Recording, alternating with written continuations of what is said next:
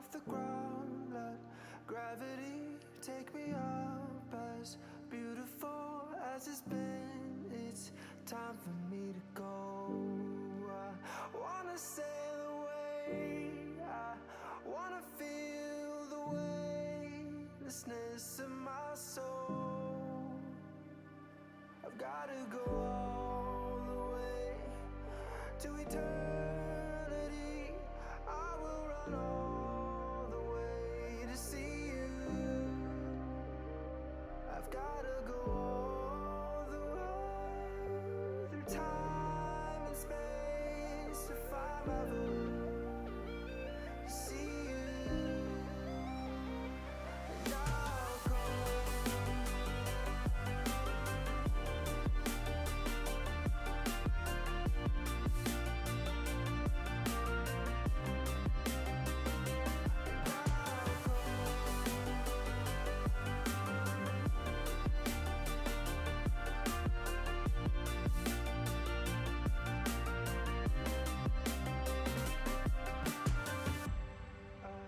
Lift my feet off the ground, let gravity take me up. As beautiful as it's been, it's time for me to go.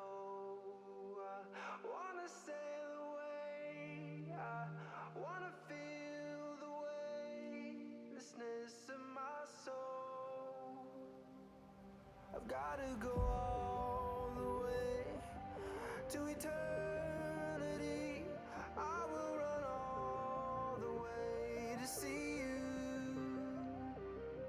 I've gotta go all the way through time and space to find my voice, to see you. And I'll go.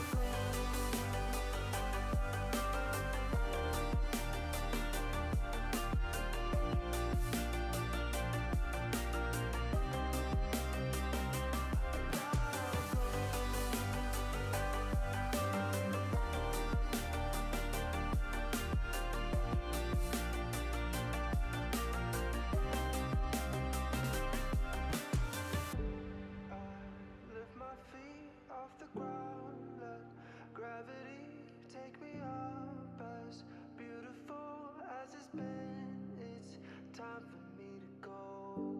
I wanna sail away, I wanna feel the weightlessness of my soul.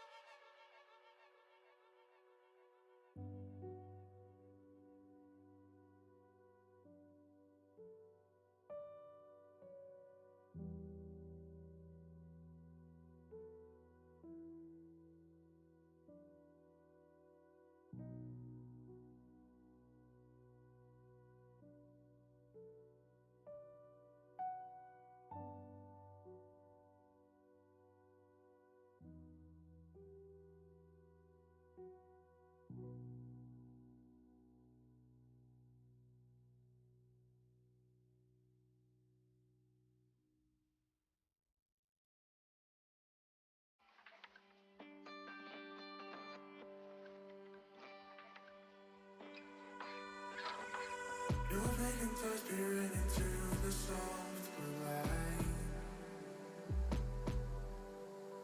This unfamiliar glare, it blinds me out, I'm blinded.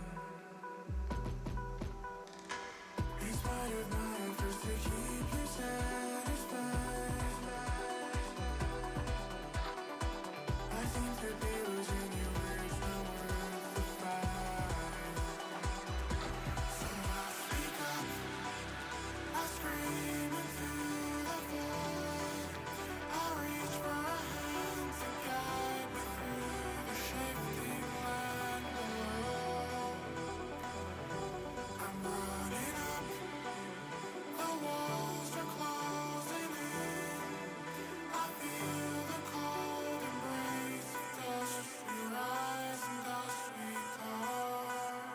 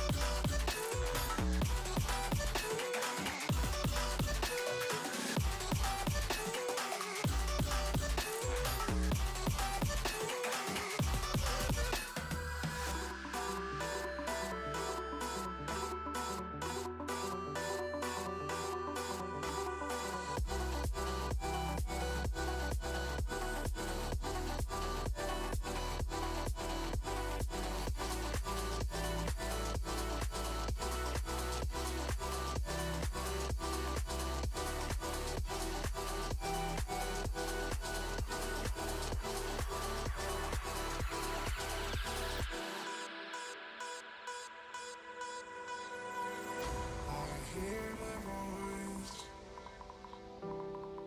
speak through the walls of stone. When I saw you leave, I felt you go. It's thought I spotted a light, blinding from a distance. No more resistance. So I speak up, I scream into the void. I reach for a hand to guide me through the shifting land below. I'm running up, the walls are closing in. I feel the cold embrace of dust. We rise and dust we come.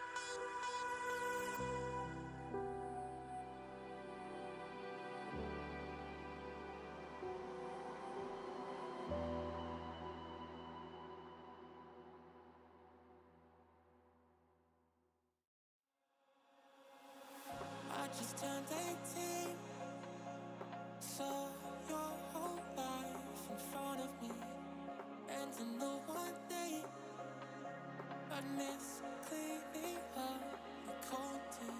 Now I'm sitting, nursing a broken heart, helplessly I'm praying, blaming God. Ooh, she told me don't worry,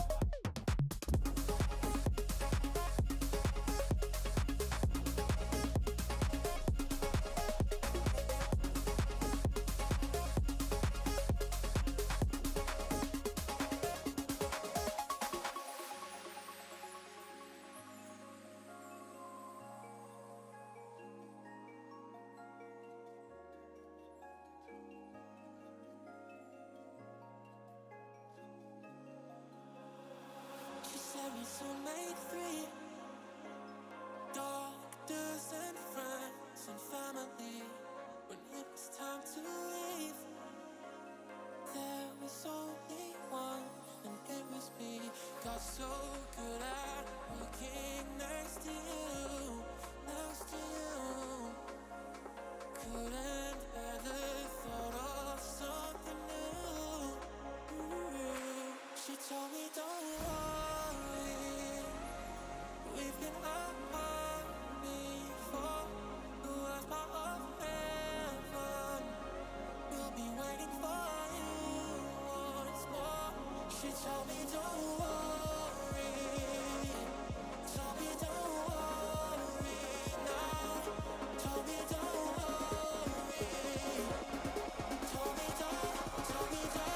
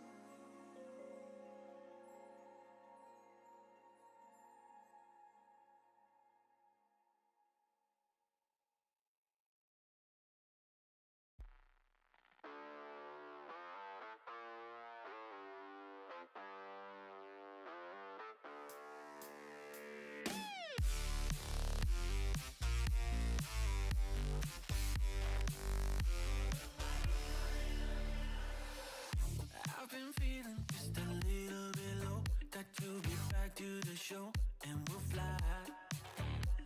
Yeah. You don't have to feel like you're on your own. No one should have to dance alone, not tonight. You and me, we're gonna write a little history.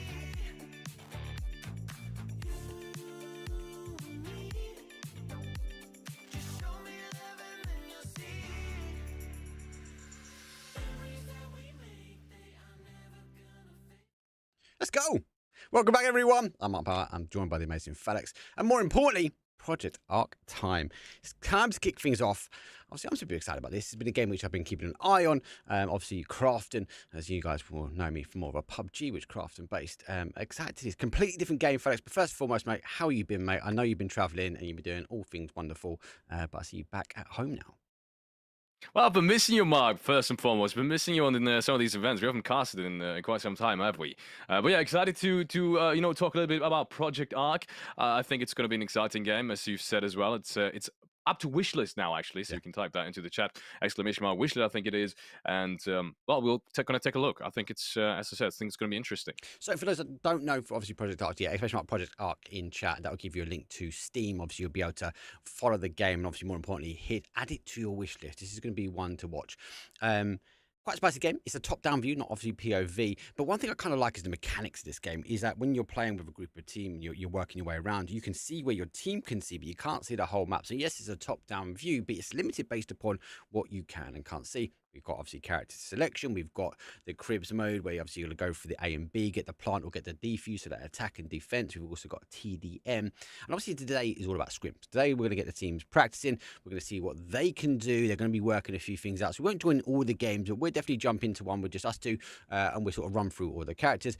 It's going to be interesting. Obviously, all the PUBG partners have been invited. They put teams together. They're going to be names that you'll recognise from the global stage all the way through to your favourite streamers when it comes down to PUBG. But before we really get into that, I do want to talk a little bit of the characters. Now, we jumped in the game a little bit earlier, didn't we, Felix? And we had a little bit of a play around. Yeah. There's definitely, I feel like there's some key characters, especially from a team game, that these teams might want to ensure that they have on their roster before going into this kind of attack and defence.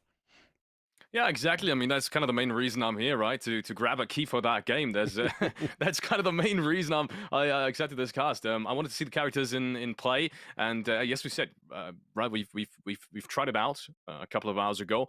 We played a couple of only ones here and there, and it's interesting. They do feel different and kind of similar at the Mm, same time.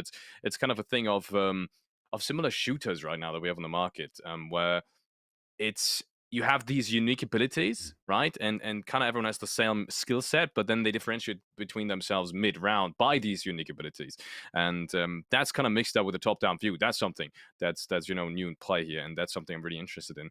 We had a couple of weird scenarios here and there, trying to figure out the mechanics. It's way deeper than you actually think it is, right? With angles that you have to take, despite it being top down view, with angles that you have to be careful shooting at, right? Because you shoot top, you shoot low, and all sorts of stuffs, right? So yeah, as I said, it's gonna be interesting seeing all that play out because some of these teams have practiced already. mm. You were talking about Pixelic, haven't you? Yes. Oh God, I love watching him. Look, knife Yeah, he's seems to be the grinding. meta at the moment, guys. If you can hit those knives, you're taking people down. Obviously, snipers seem to be one-shot kills as well. But I tell you what, let's have a look at some of the characters. Obviously, we can review again in game, but most importantly, obviously, we're gonna work through the list. There's no in no favoured order. There's no preference. I can tell you who I prefer at the moment from playing wise. But obviously, there is a series of characters, obviously, which we're getting used to. Apex, obviously, one of the main characters I think we see from a lot of the social posts, a lot of the banners, etc. Seems to be the forefront. Now, had a quick go. Definitely fast paced. MP5 obviously packing a punch as well.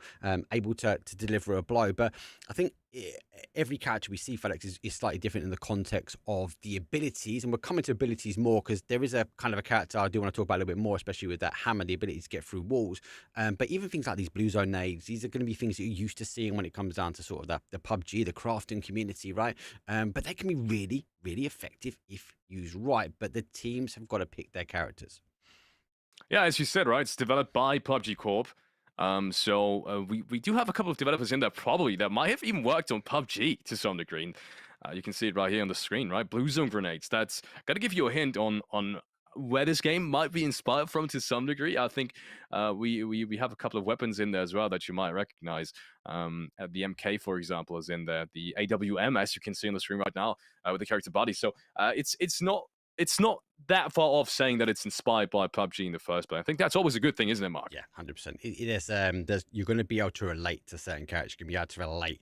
So when obviously the game launches, if you are used to playing PUBG, you're going to be able to look at this game and go, oh yeah, I know this. I know this feels the same. There's a couple of things noted. Obviously, this is one of the characters. Obviously, Buddy. Drones, the ability to see, as I mentioned, obviously at the beginning, you're able to sort of look in. You kind of combine the team's field of view, right? Obviously, if you crouch and you crouch behind a wall, you lose the field of view. But then there's a couple of abilities. Buddy's one of them. Also got the drone, able to deploy out the drone. Obviously, that will enhance areas, look around corners that you're not able to look through. And then obviously we mentioned as well, and especially tomorrow, guys, we're going to be looking at this kind of attack and defense where we go to plant, right? But some of the defenders, and this is one of them for me, collision is key. That shotgun is huge. The ability to hold an ankle, be able to deploy that shotgun out, especially from a defensive point of view. And I know you put me down quite a few times, FedEx, when we were playing Oh earlier with yeah. this character. It was insane. I think it's really strong, and I mean, it kind of comes down to the fact that it's a top-down shooter, and you'll see some of these maps in just about a second, or throughout the next 2 days, actually, Mhm. as this tournament isn't even going to start today. It's going to start tomorrow, just to keep you guys reminded. But yeah, you'll see some of these maps are incredibly close-ranged. So if you have it on defense, even on offense, I think arguably there's a point to be made that it's really, really strong, because it does give you that one shot opportunity. And if you haven't got your defenses set up in the right way, as I said, it might even be strong on offense. So interesting character. Definitely one of my favorites right now, but I think we're heading over to a character that's your favorite, isn't it? Yeah. So I did with drop down Cool. was definitely one of my favorites. Good, definitely with the kind of M4, and you mentioned as well. There's the high low, right? There's the Felix came up behind me earlier and he thought he had me to rise. Admittedly, I had my back to him, but because I was crouched down and he was aiming for my head, right above my head, I was able to throw one, able to put him down. But drop zone, very, very good player, especially for speed shooting. That's the same Heinz, a very, very good character as well. He has this ability, Felix, that he can shoot drones through the wall. And obviously, he drills through the wall. Oh, yeah. And then, like, for your defensive play, you can see what's on the other side of the wall. So if you see a breach come through, and we're going to see that in a second, where these guys will see a breach. And then, obviously, on the breach, you kind of know where the team is. Being able to get a drone through there, be able to see, then you can work on the angles to the team. So communication's key, and obviously line of sight. Now, one of the characters I think, especially from an attacking force, is this one here, right? Oh, yeah. Yes, the ability to smash through walls so quickly, and even if they're armored, and we're coming to that in a second, this is insane.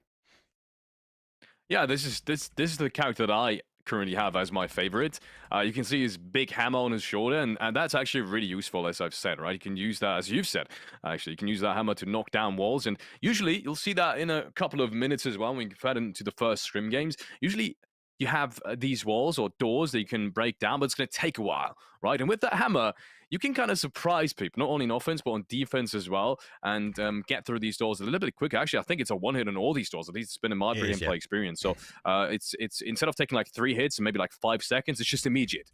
So you knock down a door, you go through it, and that can give you the element of surprise that might be needed in a very tactical game like this, where it's going to come down to sight lines, to trading each other out quickly and fast as well. So I'm interested to see it in action. And as you said as well, this is going to be especially interesting because we've said, when is the most interesting time of a game? Yeah. When is the time where you can kind of find out stuff by yourself that maybe no one else has really found? It's the start of right. It's the start of a launch, maybe even better like we have right now. So I'm especially interested to see how all these teams will use these characters to their advantage. Right, first and foremost, guys and girls, bear with me. I am on cams. Tomorrow we have professionals, okay? But we have, obviously, this is a TDM. 30 kills, obviously, on the race forward. But you can see kind of this space where it's dark and light, where these teams obviously pushing through. Fuzzface going through the middle now as he will have a little look around the corner. Now, he hasn't got the visibility just yet, but you see him. He deployed that drone through. Instantly saw Gaxi putting on just one, but he put 2 down. I think part and parcel came from the team. Oh, the knife comes in from Pixel. It didn't take that man long to get that one thrown. Oh, but he gets put down. These games are quick. Yes, they are, and not surprising that Pixelic uses the knife to his advantage once more. It's a really strong close-range contender with the shotgun, in my opinion. And what's really better, I guess we're about to find out. But yeah, if you've got the aim for it, and if you can find the space to use it as well, and you're not easily surrounded, you push yourself in the right positions, it might be one of the strongest weapons in the game right now. Pixelic, obviously, he's got the skill set to work with it as well. Love James. James got the off angle, should be able to put it down. Does get one, looks for the second. Now, you see that sort of red area? That obviously is a ability where the red team, if the blue team steps inside of it, they get automatic visibility. It's exactly the same when we see tomorrow, when these guys will be on the defense and attack. If they put down the drones and those special abilities, we're going to be able to see the footsteps going through. Good defense at the moment. 16 kills for the blue, 9 actually coming in for the red team, but they are sort of breaking their way out of that home section. We do see a lot of, though, sniper down the corridor, but the guys are going to have to try and breach forward. But yet again, James comes with his way, whipping around and puts another one down. James seems to be that anchor on the left-hand side, and he's putting in massive amounts of work. Almost takes down Karen Morty as well. And there's a couple of shots going back and forth now from Fuzzface as well. But it seems to have stabilized. It felt like the blue team was just pushing on through and almost had them in the spawn. Almost about to spawn camp them, actually, but they've pushed back out and gotten a little bit quieter now. The utility has been used for the very first time. Gexi takes down Oza with a nade, takes down Spicy as well, takes down the third. Tiska hits the floor. And just like that, almost everyone is sent back to the spawn. Gaxi keeps on giving for the blue team. Oh my lord. He's back. He just cannot be stopped at the moment. Blue team really controlling this at the moment. Fuzzface, great angles. He used to them when they just go for that peak now, putting the red team back in towards their spawn. They've got to work their way out now as they do breach their way forward, but I don't think they found James. James yet again going for that little sneaky move now. He's got to be cautious because he might have just been picked up there, but you can see Spicker. He knows where they are. James also ready to go. There goes the blue zone nades out. James backs into a corner. He looks for one. He goes for the second. He has to go for the reload, but he goes down, and it looks like the Reds, they're breaching their way back out again, but Store very much on this defense. Yeah, it feels like Team Blue still has massive advantages when it comes to utility usage. Just the space that they're creating themselves when they get a frag, they just immediately use that space to get closer to the enemy spawn and surprise them once more. Gexi this time around gets put down, though. That's a team frag, unfortunately. But it might be worth it with Gexi going down. It might be worth it. Looks like the Reds obviously going to go for the stack up now. They'll brought it back slightly, though. But there's that win. Victory ring will come in. James will put down the final one. Victory goes to the blue team. First face obviously was watching at the end, 30-22. It did feel very one-sided, though, to start off with. It felt like we had that blue team breakout, Alex. They got huge amounts of kills. The control was definitely there for them, but the red team did punch back. For me, they felt closer together. They kind of was working more of a team, but they didn't get the angles, didn't hold out. But it was good to see so much fighting happen out on the garden side. Definitely that sniper down that corridor on that TDM lockdown. You've got a good sniper. Don't think anyone's going to be coming down that way. Yeah, it was really interesting seeing all these gadgets in play as well. That's you know, obviously we'll have a different game throughout the next 2 days as well. But that's what's really important to me, right? Getting used to all these gadgets, knowing when to use them. We saw a couple of the drones being used, so you'd have vision on who was really in what room. And I think that was kind of the main part why Gexi was able to push that deep time and time again, because he used these drones that he had with his character to his advantage. And that's exactly the kind of stuff I'm trying to see and trying to figure out for myself as well going into the next game. It was quick. It was quick, and that's obviously a deathmatch. Obviously, we've got a attack defense that will be the main format. Now we are doing best of ones though in the group stages. So tomorrow we're going to see every team play every other team. If you get a win, you get a point. Obviously, the number of points go through. If you on Sunday, you get yourself through to the semi-finals, and obviously the top four then play themselves out until we work our way to the finals. The bottom sections obviously will play out. There is a prize pool just shy of 7,000. It is here, guys. So obviously everyone is playing. There is money for everyone that has participated. And as I said before, these are all the PUBG partners that have been invited to put their teams together. But even the first show, and all names of which we know, but it was good to see Pixel using that knife that we spoke about. It's such a powerful impact. But did you see Felix? Master was a little bit further away. He did try to launch that knife down the corridor, but it was a bit too fast. You've got to be up close and personal if you want to be using that. Yeah, it's the same for these nades. You do have that maximum kind of radius they can throw stuff to.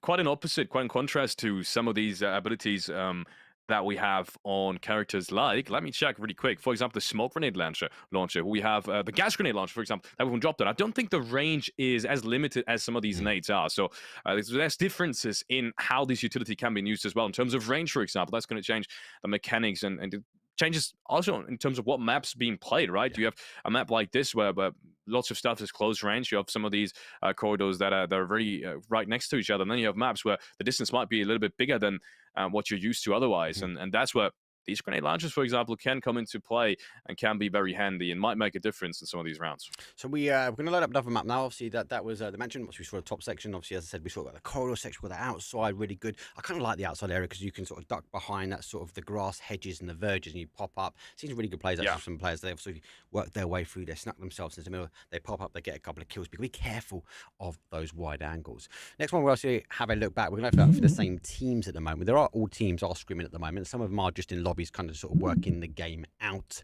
but at the moment whilst we're looking at storage, and this is one of the maps here that is the attack and defense, the Crips mode, but for now obviously both teams are going for another TDM. We're looking for another 30 kill game here. Will the Blues control it again, fellas? Are we going to see them break out and apply that pressure like we saw in the scrim number 1?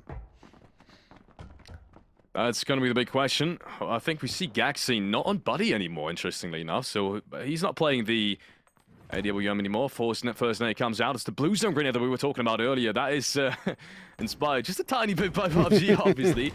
Maybe more than a tiny bit. It works out perfectly. Fast pace. He's grabbing himself an off angle, but there comes the gas grenade launch that I was talking about. Kind of cuts him off from the rest of it. But James and Gaxi do find the first couple of frags immediately after. And the Winchester in play from one of the strongest characters in the game, played by James. Works out perfectly. But both of them actually get taken down, surprisingly to me. Current multi. What Pixel's doing? God, Pixel! He's run his way through with the knife, has to go for the dart, goes for the gun, does go for the drop, and that's what we talk about. Remember we were talking on the pre-show about that control, the ability to crouch, and you've got to adjust your gun. This is on the scroll wheel of the mouse at the moment. So again, if you're head-to-head to someone, if you're bounced in front of them, if you hit that scroll wheel down, you're going to go below their shot, especially if they're going for the head. And then we just saw perfectly execute the ability. But that's another great example of the game. I love that you just can't see everything, fellas. I love that your team's got to get the line of sight.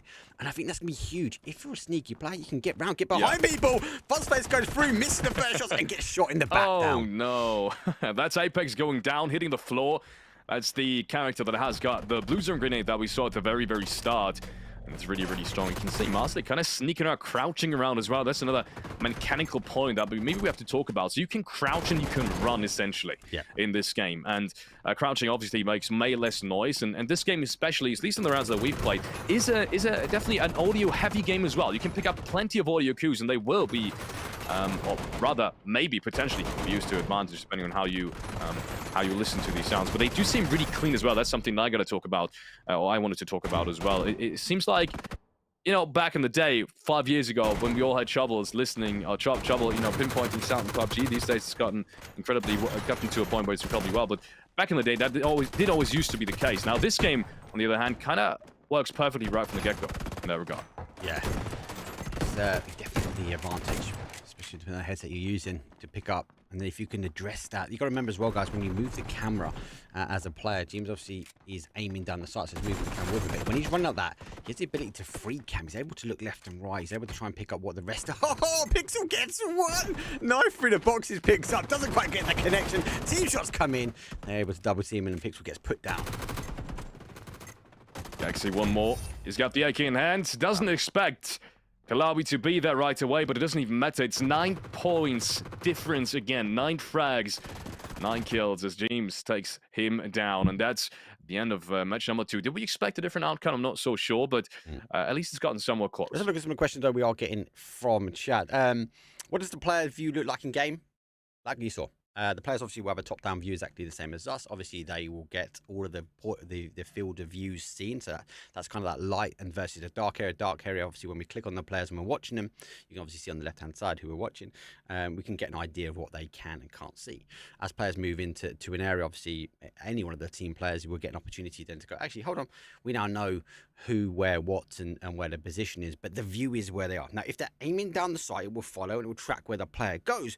But the problem is you've got to be a lot more on your mouse, your control skills, because if you're running forward, you've got the ability to also look left and right.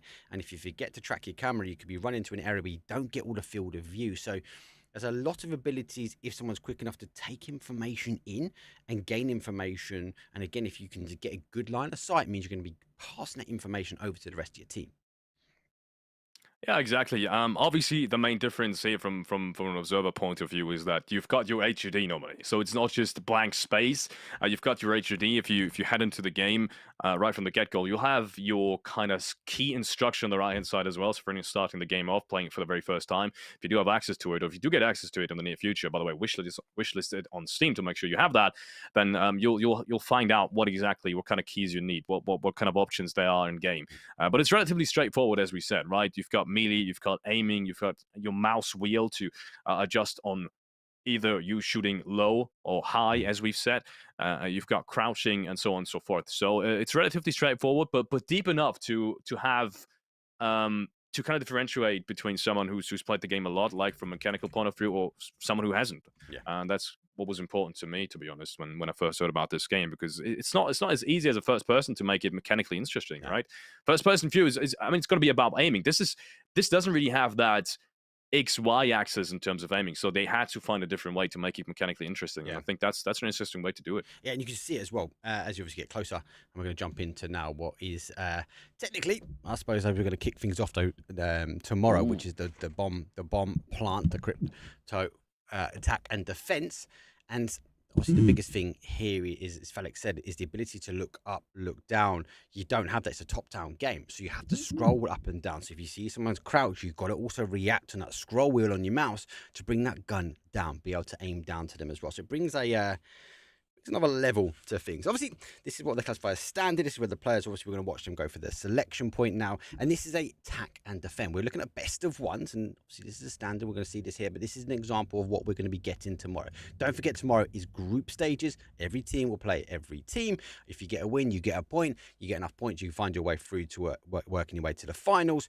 Obviously, if you're not, you're finding your way on the bottom side of the table. Preparation stage, though, obviously with the defense, they're going to be able to do the barricading. We are going to now see them sort of reinforced walls. And as I said on that pre-show, Felix, this for me is the character. This is now interesting. They've gone for 2 of them, but the ability to get through walls, to be able to barricade yourself up, but the speed of transition from room to room with this character is huge. Yeah, I'm not surprised we're seeing 2 carnivals right now on the defense side. To be honest, I didn't even know that was possible 2 seconds ago. I didn't think they could, have 2 characters at the same time playing, but apparently it is. So yeah, as we said, he's got that hammer that you just saw. Also used to break down walls in defense. As we saw, the A and B bomb side on Hospital are incredibly close. We just played it a couple of minutes ago, so that obviously makes sense to have sidelines on each other's bomb side. But that apparently doesn't even matter as James is holding it down. And as I've said, a free pack. This is probably the strongest character on defense. Collision with that shotgun takes him down almost immediately, and that's spicy and Karamtori out immediately in the start of it. Insane move here. Obviously, we see him deploying now. He's obviously looking to see that blue section now on the floor, guys. If one of the red team move in, that's how James could see. He's actually ducks his way down, put his barricade up, doesn't see, pops up, he can't hit him. The corners, and James goes on for free. Damage caused from the window. Great use, though, of the gadgets as he did pick him up running his way through. Now he goes for that reposition. James looking to go for gold. He moves his way out. He knows where the players are. They're in the blue zone. Oh, he can't quite get it, but the backup here from Gaxi does pull him down. Galavi was able to secure that despite being spotted. Oza now the last player left standing. He takes down Gaxi. That's a quick headshot, but he needs to do so much more. He's down to 30 HP. That will be one hell of a clutch. Phosphate peeks around the corner. He's got his teammate with him, and Marcelek obviously there to grab the remaining damage. The remaining HP that was available and take it down to 0. Phosphate and Marcelek do finish off their round. The first round goes the way of the blue team once more. Yep.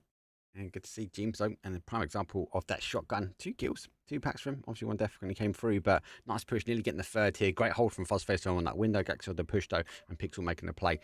Marcelek obviously on the outside making that push as well. Let's see what they can do on the attacking. I definitely feel like on the defensive, you can organise yourself pretty quickly. You're able to get the angles, and as you mentioned, Felix, that shotgun is so powerful now. Interesting, James going back again for it, and why not? When you put 2 kills on for round number 1, you're loving it. Yeah, why not? Honestly, I'd play that character as well.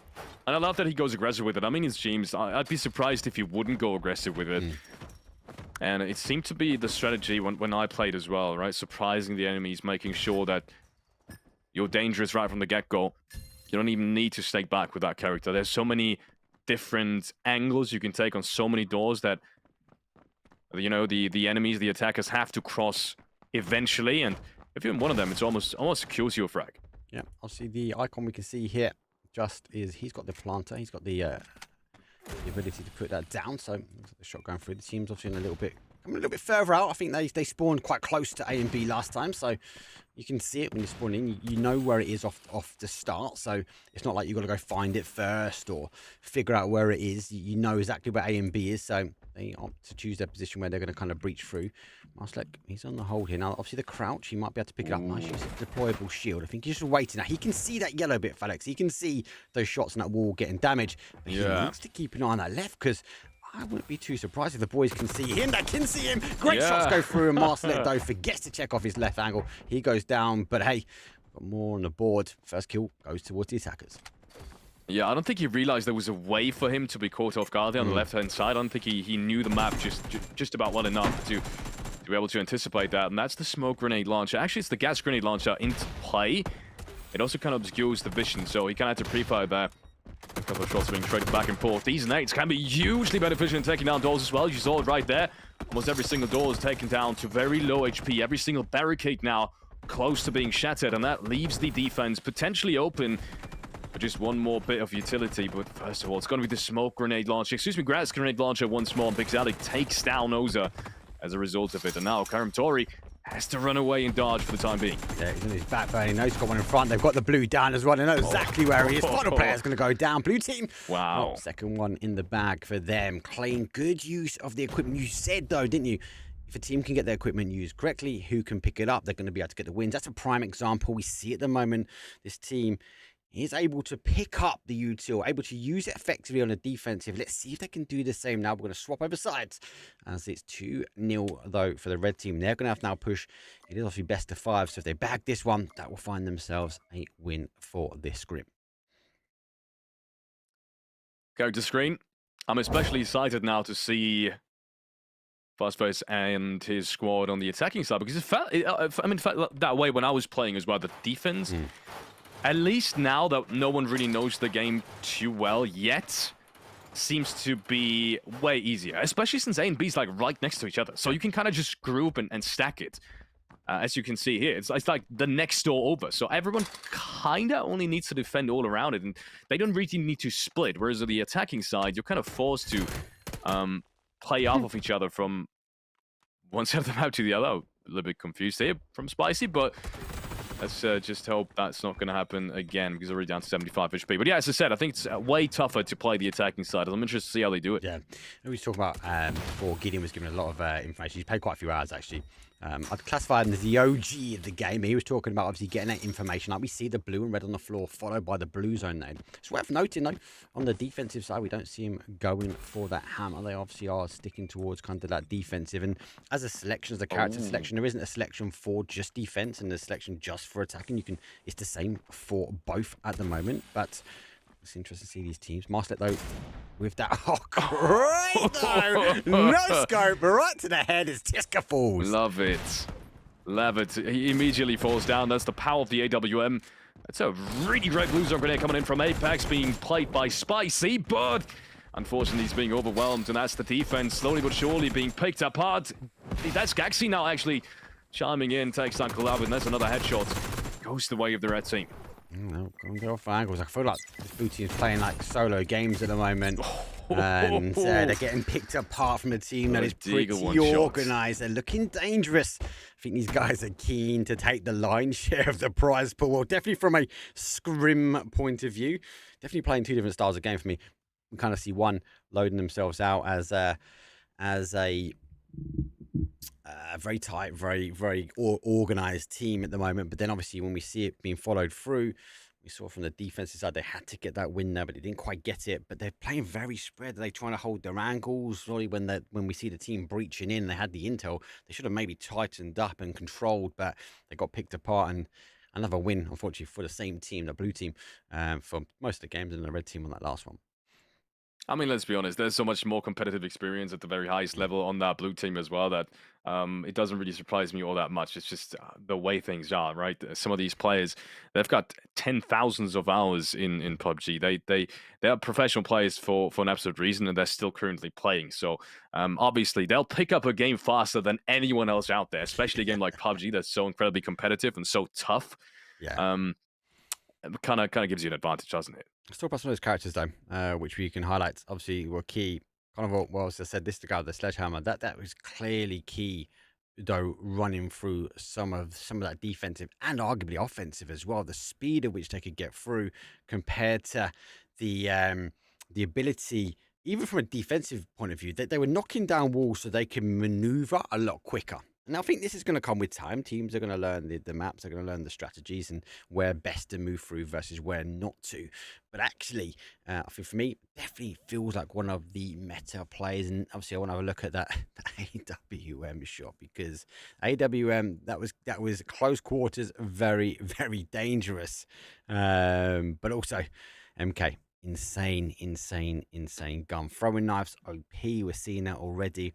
And also, as I mentioned before with Buddy, we saw the drone, but actually we're so far. Heinz, I think we've seen a lot more of his utility. Phalanx, the ability to get those drones through the wall and get at least an eye on the other side, I think has been key. And for me, I think that has been a change for some of the games. Maybe not in the favor to get the win from the guys, but they definitely repositioned after using the drone. Yeah, just overall, I'm really impressed by how well some of these utility gadgets were used. We saw, as you said, these drones that kind of scan your surroundings being used very early and very often. I feel like they made the most impact as well. I think that's kind of the bit of utility that we've seen had the most impact up until this point. But then again, argument can be made about these gas grenade launches as well. We even saw a frag being taken with the by Pixelic. Yeah. If you lock down certain choke points with that, it's going to delay so much as well. And I think we haven't really seen this in this game, but I wouldn't be surprised if some of these rounds really do come down to the wire, and it's going to be a timing thing as well to some degree. And that's where the smoke grenade launcher, I think, can be really, really strong, because that's just better smoke essentially, right? It doesn't only block vision as far as I'm concerned, but it also denies them any kind of push through. So I'd be interested to see some of these other teams, some of these other scrim games going on. I think we'll have a different matchup for you guys out here as well. A match that should be a little bit closer than the one that we've just witnessed, and that should be Team Brexco and Team Pokamolodoy, as far as I'm concerned right now, in terms of what production has told us. And if that game really is closer, I wouldn't be surprised if some of these rounds do go down to the wire. Yeah. We were looking, just having to check now. We are going to go for the A and B plant. We are going to be making that push forward. So again, we're going to see that game mode. I think these teams want to get the reps in. Right today, as I mentioned, if you have just joined in, obviously welcome into the stream. I'm Mark and this is Felix. We are getting underneath the hood. We're going to again continue to keep with some of the invited teams. These are PUBG partners that have been invited in to partake in this event. It's an invitational, and it's the first look though at Project Art. For those that are in chat, especially on Twitch, ! Project Art, that's going to get you a link towards Steam. Welcome to everyone that's on Steam, and hopefully you have already hit that wish list. That's going to be the best opportunity for you guys to get first knowledge, first notes, first updates, and the ability to download the game where it's not currently out. There's been a small number of us that have been invited. Me and Felix have been blessed to be able to play a couple of the games. What's going to happen tomorrow? So after the scrims, we're going to try and get under the hood today. We're going to try and show you as many characters. We can even get into a game ourselves, and we can just kind of slowly show you the maps. We can show you all the different characters, one-on-one, the utility, etc., and a little bit more about the game mechanics. So we'll let a couple more games, especially with these other teams, run, and I think it'd be worth us maybe jumping into an individual map where we can just show you a little bit slower and not as fast paced. But tomorrow, it all kicks off. We're playing for like just shy of $7,000, where every team will have the opportunity to take some money away. But the higher up the leaderboard you get, the better it is going to be. Group stage, well, every team's got to play every single team. It is a best of one. So like we've just seen and we've just demoed, though, the games can be pretty quick. And if you get the points underneath your belt, Felix, you're going to be invited back for the final, where you're going to fight for the lion's share of the prize pool. But we are also going to see the other rounds where they're going to play out. There's a lot of money. I'm really impressed with this game so far, and do you know what? The speed of which we can get utility out. They're closing down even the TDMs. A race to 30 felt like I blinked. We missed half the action. Yeah, but I think it's good that way. I think we have way too many games these days in the market that just take hours and hours on end. And you're working full time. I'm working full time at the moment. You get home from a work day. Do you really want to spend 3.5 hours in a game? Do you have the time for it? No, not really. So jumping into some of these games, make it quick, 15 minutes here and there, another maybe 15 minutes. You can kind of hop on and hop off as much as you want, really flexible with the time. That's one of the most likable things actually about this game so far for me, right? How quick some of these rounds are, and how fast you experience changes in the midst of the game as well. So I'm excited to see it happen. Yeah, me too. Obviously, we can have a quick chat about some of the characters, though. Just wait for that lobby just to fill. As the guys, we've already mentioned some of the characters. Let's talk about some of the others, though. Drop down. Look, this is one of my favourite. As I said, we were playing earlier. And it is a quick plan, but let's talk about, though, the gun aiming, because there's been a lot of questions that are coming through on the chats, and I've been trying to get through and trying to catch up with you guys on the mobile platforms that we are streaming on. It's obviously top down, so you don't get that point of view. You don't get the ability to move your cursor up and down and track the heads, right? So you've got to adapt. And how this team is, like I mentioned, the XY axis is you've got the scroll wheel. Now, obviously, one of my favorite characters at the moment is drop down and the ability to chuck that toxic smoke, but also uncrouch. Easy to miss if you don't track that gun down. Interesting. I haven't. It's one of the only characters that I haven't played yet. And it's your favorite, so I'm kind of jealous that I didn't get to play it yet. Unfortunately, I didn't really have time in the last couple of days. And as I've said as well, it's the main reason I'm here. I want to get that key. I want to get into the game and play it myself. Just a timing thing up until this point. But yeah, Epic's in the island. That's a character I've played. And Blues and Grenade, same thing as I've said about the smoke and gas grenade launches that we have in the game. Can be a very, very beneficial gadget. We saw Fuzzface play a little bit with that character as well. And it seems to be, I'm not sure about it, but he's got that prosthetic leg, and he seems to move a little bit faster than the rest of them as well. Combined with the MP5K, maybe it's about the weapon as well. He definitely seems to have an advantage in terms of movement speed. I'm going to take a look while we head into the next game or during the next game, if that really is the case. But it feels like that would be one of the main differentiators between some of these characters as well, right? Movement speed, which might make it a little bit easier to push around some of these corners and get access to bomb sites. A couple of questions. Not PUBG. No, it's not. It's actually, this game is made by Crafton, so that's why we see a lot of similarities, especially when it comes down to utility players, guns, etc. But obviously, different field, different department within the company. But yes, PUBG partners have been invited. The first look, the first test. I think there's shy of 100 codes out there which actually have access, minus developers, obviously. They've been invited. The invitation obviously will kick off tomorrow, same time, same channel, same place. We've got and we've got the EMEA region. We'll be covering the EMEA region though, as we go through the group stages across then towards the finals, where, as I said, it'll be just shy of $7,000 will be up for grabs. AWM has been a key one. I just need to reiterate, collision. Oh my god. Oh my god. This is a defensive player, and I'm surprised we've only seen one in each team. This is not a game where when you pick the character, that's it. You can't get any more. You could have a whole team of these players, but you've obviously got to factor in the ability to stack up the utility. You got to be careful. And you mentioned the blue zone nades. I think we've seen some really good uses already. The drone goes through the wall. The blue zone nade is followed up, and it's kind of like, hey, I can play peekaboo on the other side, and I can cause some damage to you before you even come around the corner. I think it's such a heavy information game as well. Whenever you have a game that you can't really cheat your way through solely through mechanics, like aiming mechanics, because it's way tougher here to really have someone with amazing aim make that big of a difference, right? In PUBG, you could argue someone with incredible mechanics like Tingerton, he'd always have an advantage in any aim fight. Here, on the other hand, it's a little bit simpler, and when it comes down to in result of that is communication and utility play. So that in return is going to be so much more important, and we've seen that as well. James, for example, having lots of pings all around the map. As soon as he hears something, he's immediately marking it for his team. Stuff like that is going to be so much more important. And that's why I'm always interested to see some of these utilities being used with each other as well, because ultimately that's where this skill comes from in this game, and all these tactical shooters all around. That's where, the difference between great and amazing players will come to fruition. And I think, once more, we do have different teams now. I think that's what we're going to see as well. Yeah, let's we'll just wait for the teams just to finish up the other scrim, as we're going to jump in with them. Felix, I just sent you a code. Let's show you guys, though, while we can, the actual game on its core foundation. We get the opportunities, obviously, just to see it. We get to run through. We're about to pick the characters, show you a bit more about the movement and how the cameras work as well. I'll get Felix to jump in because he's pretty good at shooting me, but we can get an idea actually how the game runs. Let's have a bump over though. So imagine this is the TDM match. Obviously there is no ability to plant and defend at the moment. Now you obviously get first selection, you get the ability to select your characters, where we kind of got the print screens from, and obviously you can work your way through. And obviously we mentioned a series of these characters. I'm sure the game will expand. I'm sure we're going to see a lot more underneath the hood. Once you've obviously selected, you've got the right hand side, you get to see the information, what the ability is, and as a team you're able to kind of decide. Once you've selected, you'll find yourself in your kind of staging area where you can change your character, but obviously once you leave, that's it, you leave. Now, basic mouse controls, obviously I've got the mouse to get the movement here, I've got my WASD to make the move, and I've got my C for crouch as well.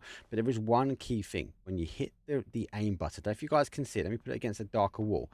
Can you see on that top side is highlighting the middle? It looks like I'm aiming towards the chest. If I scroll up, I have the ability to go for headshots, but you've got to factor, if I'm standing up and shooting for headshots, if someone's crouching, the likelihood that I'm going to miss them. Now I've got the ability to track down and track up, and obviously as we can see, Felix is in my line of sight. Now I turn around, can't see him anymore, but if Felix was to sort of step on that blue area that is sitting behind me, what you'll see is he will be seen all the time, even if I'm hidden behind. So like what we see when we're playing, it's going to be an area of which we can see, even though, and I think this is part and parcel. Obviously we're going to have the utility, we're going to have the ability to get drones out, and that's where we saw the information, stack it up with a blue zone.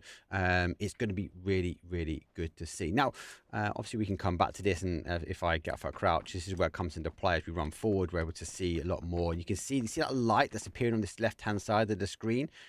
It's the line of sight round. Can't see in that building. I've got no teammates in this left hand side. We saw Masterlight get punished by that as well, but I love this bit. I love the garden bit. I can see line of sight all the way down. I can take my shots though down. If I take a crouch, I can't see Felix anymore. Disappears. He can be sneaky. He can pop shots at me. Easy, done and dusted. I believe we have another game sorted. So let's get ourselves though over to that now, as I unfortunately got to go for a hard reset. And I'll let the guys come in through. Quite a nice game. I like the mechanics. I like that you can hold that mouse wheel in Felix, and we can obviously kind of like have a look around, track. But I think you said it right. It's going to be a game of information. How much information, how quickly and effectively can you get it across to your team? Alex, you there? Yeah. That's exactly what it's going to be. I'm just joining the game as well. I'm just getting in as well. And let me quickly do that. Right. No room found. Likewise. So it says no room. Obviously, at the moment we've got like a starting screen. We can create lobbies, we can join lobbies, and obviously to invite people, you need the code. So obviously we're just getting a code now from the production team. And I'm waiting for them just to give us a new code. Obviously, you'll be able to invite people. So it's not like a lobby list. You can't see the lobby list just at the moment. There is coming soon. It does highlight that they are going to be doing a lobby list. But obviously, this is pre. This is early access. This is the first look. And the guys are apologising to us. Let us know in chat though anything that you guys want to do. But obviously, while we're waiting for these teams, while we're waiting for this lobby to be opened up, don't forget !! Project Arc in chat.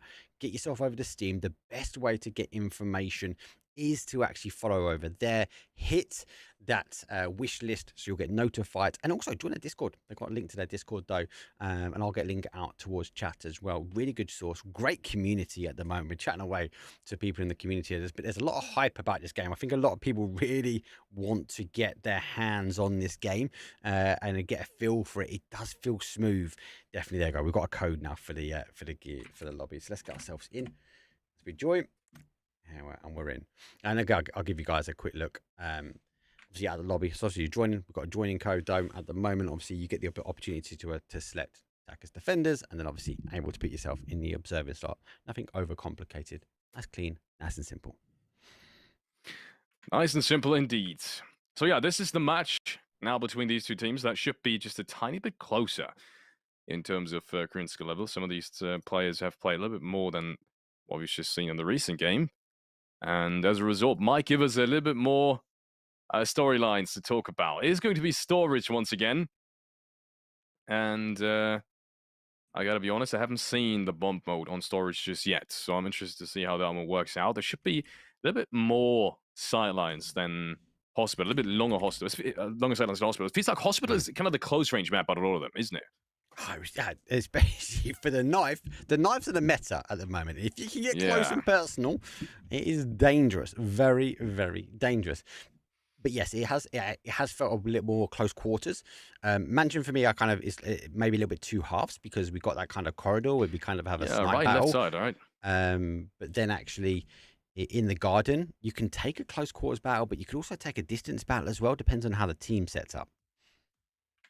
Yeah, exactly. It feels like left side is also all about these long range duels. We saw James taking these at the deathmatch, and then right side around seems all about these close range duels. That was Gaxi was doing, and that TDM that we've just witnessed. But either way, ladies and gentlemen, we are heading into the next game, the next Scrim game. Be reminded, the real tournament with thousands of dollars up for grabs is going to start tomorrow, and then the day after is going to be the grand finals and the playoffs. So be reminded, tomorrow is the day to watch. So if you have anything to do tomorrow, cancel it because you'll want to watch this. Get locked in. Get locked in. Get locked in. Double stack though. Drop's been picked up twice on the attacking side, but we had that hammer. As I said, that sledgehammer I think is key, especially for an offensive team. We looks like we're about to go for two snipers. We've got one. Key that we've got the ability, as Heinz has got the ability for drone. A little bit more balance, I'd say, on the blue team, as they're now going to go set themselves up on defense. Obviously, we've got the bomb sites A and B, as they're going to have to try and stack up. And looks like these guys are not putting any reinforcements up on the wall. They're not taking any walls down. A little bit more of a different game we're seeing so far. Yeah, no one's really reinforcing anything. So you can go up to any door as a defender. Any door or any door that also already exists. So you can go up to existing doors already. So the doors that are already barricaded, like you can see naturally on the bomb sides.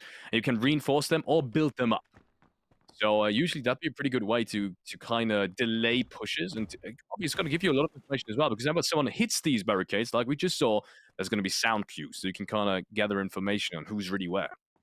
Yeah, you got to make sure you check off all your corners, though. As it could have been a little bit dangerous if the attackers were a bit closer in. Crouch, obviously, you can have an element of sound cues hidden away, but with those couple of steps, that would alert the guys now on the attack. Actually, they've got people close. It looks like they've not quite found a little bit more of a slower game actually start here, as the attackers sort of work their way around and the defenders trying to get any information at the start. And then, well, has made his way almost towards the B-bomb side, but let's already Nate. Raining and you can see how close he is. Oh, he gets caught off guard actually from the bag. While Young is going to be able to pick that one up nicely. Great shot. The most aggressive champion gets traded though by Makatao, who in turn gets taken out by Shade with the secondary as well. That's the buddy character who's got the AWM as his primary weapon, but he doesn't even need that apparently, at least not for the trade. Yeah. Great use of the ability at the moment. Now, he's going to get clear, so he's got a clear line of sight. Obviously, there's a top and a bottom, so he ain't able to work his way through. Now, the red and the blue bits you see on the floor. The red, obviously, is the information the reds can get, and obviously, you can see, well, he's been picked up from that blue intel. Right, use now cleared it. And I see that if Aku takes one more step forward, he's going to be fully visible now towards his team as they are doing everything they can just to kind of figure out if they can get any information on the board. But you don't need information when you've got headshots like that. Turns, gets one, can't deliver the second note as he will fall down. 3 remain, 1 defender on the board. 1 defender getting stuck in, 30 seconds to try and hold. Get on the defense, hold out as he retreats his way back to B. Oh, he's in one hell of a clutch scenario right now. One Duster, he's spotted behind the boxes. First nade rains on through. Artix now pushes into the room. One Duster isolates him, takes the first and the second one as well. Oh, that's beautiful play coming out from him. And just like that, he clutches it out. Artix just cannot do it, unfortunately. The P90 that range also just destruction. Disgusting behaviour. 2 versus 1, down to a 1 versus 1. But it was a key decision there, Felix. It was a key change of direction, and the key was the 30 seconds left on the clock. You have a limited amount of time that you can get that plant in. If you don't get it in time, you're going to have to rush your way down. That rush had to happen. Great reaction, though. Pulled his way back, tried to get the angles. Now, that was compromised. He blew the whole clip, though, at that door. They didn't push their way through. Got the reload, got one. Obviously, then he had to do the dance, and he was able to win out at the end, though. First round, well, goes to the defense. The clinical play that we just saw was, at least in the end, really without any utility. That's what's most surprising to me. Like, the defense seems to play just as aggressive as the offense, kind of, if you get what I mean. Like, the utility is more being used to, you know, take straight firefights instead of delaying or denying opportunities. That's what's most interesting about me. Kind of this whole motto around offense is the best defense, and I'll have to take a look on whether or not that happens again. Buddy's the first one to be spotted out, and already taken down to half HP. Oh, it took a handful of damage and just whipped out a shot. Dangerous, though, if you can get that connection with that sniper. They're trying to clear angles, shots coming through. Now, obviously, they can see the yellow. Don't forget, as a defensive, obviously, they're trying to work their way through the doors, etc. That little yellow bar, you can see it. Now, nades will come through, has to reposition, as it will destroy it a little bit more. But it's a little bit of a head-to-head battle, and they do try and get that information out, though. But not full connection, but they've got to be careful. That right-hand side's exposed. Great pickup here by one as he backs his way up now, picking a new angle. Has to be careful though. Kim, he's already been caught off guard by Noel on that left-hand side, and Duster hits Shade down to about 20 HP as well. This is huge damage being pulled out. Somehow Ibako brings it back. He was almost there for the triple kill, but Noel was able to deny it just in time, and just like that, it's down to a 3-1 again. Yep, let's see if they can deliver. Unfortunately, it's on the other side now, so the attackers need to dig deep. Last round, they had the numbers, right? Checks left, doesn't check right, gets caught. Has to back up slightly now. As that poison gas nade out. Doesn't need the launcher well, so it's going to cause a little bit of a delay. But with 48 seconds left on the clock, the ball is in his court. He has to now make something happen. But great position now from that defensive team as they look to close the angles and limits our ability to get this round. Arctic has to be careful now. He's destroying his own cover to some degree. It's not always an advantage. And yeah, as you said, great shot now to close it out. Runge knew exactly where he was and just one shot with the AWM. And that HP especially is going to be enough, especially that distance as well, to secure them that second round. We said it was going to be closer. It really is. But the clash scenarios have just really not gone the blue team's way. No. We're going to swap sides now. So they've got to dig deep. It's 2-0. Obviously, it's best of 5. So obviously another win here, though, for the attacking team, the red team. They're going to be able to clutch up and take the victory, though, for this scrim. Let's see if the Blues can dig deep. Let's see if they can get another 2 points underneath their belt, because arguably they have to go back-to-back here now on the defense and throw it to the decider. Preparation, that's the preparation stage that we're talking about. You can barricade, you can kind of reinforce some of these walls. really, really strong. I feel like we haven't really seen that in the first 2 rounds. No. From the defense that was the defense back then, that is now the offense. But these guys are doing a whole different job at that. Reinforcing absolutely everything by the looks of it. And I really like it as well, due to the fact that A and B are so close to each other. Reinforcing all these doors is going to delay the attack just a whole lot. Maybe a little bit more passive, or a little bit more passive kind of play coming out from the defense now. That's what I want to see as well. It's worth noting, though, if you do have the sledgehammer, you can get through those reinforced, but this time the attacking team haven't got that, so they're going to have to burn a lot of ammo to get through those walls. That is information gained. That is going to be key on the decision. Now, they haven't got the information just yet, but this could be huge. Well, we'll try and hold on. He goes for one. He swings round, gets the second. Great hold. Okay. Information gained. He knew they were there. He could take the step out, and he put a 2-pack underneath his name. That's an easy double pickup coming in from Wild Young. And he knows where the rest of the players on that side are as well. He's already marked this for his team. Makatao might just run into his crossfire together with Artix. They might have a pretty strong setup right now. He's marking it again, so he knows exactly what's going on. Despite them crouching, they've already gone through this room with a couple of steps being made, so it might not even be worth it at this point. Makatao now takes down Artix, but once again, he's spotted out, and that's the buddy character going through the door as the first player. That unfortunately is going to secure him in a frag immediately. Makatao taking down to 1 HP as well. Klim chimes in, takes down Shade, and just like that, all the remaining players fall. And that's what I was saying as well. Defense is way easier to play in offense, at least this point in time, right? Where everyone is kind of trying to figure out how this game really works. Yeah, don't forget, obviously, you get the ability to pick. You can see now we're changing between the shield. Shade 1 now is going back towards the shield, but he kind of flicked through nades, etc. That the defense is now going for the hammer. It looks like these guys are pitching themselves up using the util very, very well. I think we've got to be down a number. So it looks like, though, we've got that 5 versus 4 at the moment, but they've still got 2 up. They're just going to play it a little bit more strategic, should we say. But while Young, with 5 kills underneath his belt, he controlled game that last round. Pretty good stuff. We wanted to see a closer, a more exciting game. That's exactly what we have at hand here. Show us a little bit more of that utility usage that we've just seen as well. Nades being used to smash down doors. I'm quite surprised Sidelines. they've gone for a bit of a split here. They've got a... oh, no, they did all stack up. They changed last minute. Look at this. So they were split. They were 2-1-1, but the team down a number. They know they've got to play a little bit more tight. Now, they've gone for individual characters as well. Let's see if they can use the util and the special abilities to their advantage. But look, he's really tagged over here, so we kind of can hear it. So he knows they're potentially breaching him for that A side. And if the defensive team will reposition once they don't really get too much information. Yeah, look at the pings coming up. We can see he knows exactly where they're coming through. Let's see if the defensive team can potentially reposition. Arctic is going to try and hold out himself. They are down a number, but they are up a point. Just does out the A spot now. It's 4 players approaching. And as you said, yeah, it's a different kind of strategy right now. Everyone is kind of grouped up. They're just now using that utility with each other, right? Drone comes out, nade to top it off. Not sure how effective that was. Maybe their timing was just a tiny bit off. But they are pressuring the defense back into A and B. And Clement Shade still got that crossfire going on. But once again, no sidelines so far on the attackers. They get the hammer, though. They could potentially take that 1 versus 1 on A, or maybe even stack up. So the advantage would be on that side. They're going to try and get a little peekaboo hole where they can. Does make the move. So the sound cue's there. There's that hammer we're talking about. Explodes through the wall. Doesn't want to go straight in on A. Having a look, but he's down. He's taking that crush. He's not been picked up. A huge double nade comes in.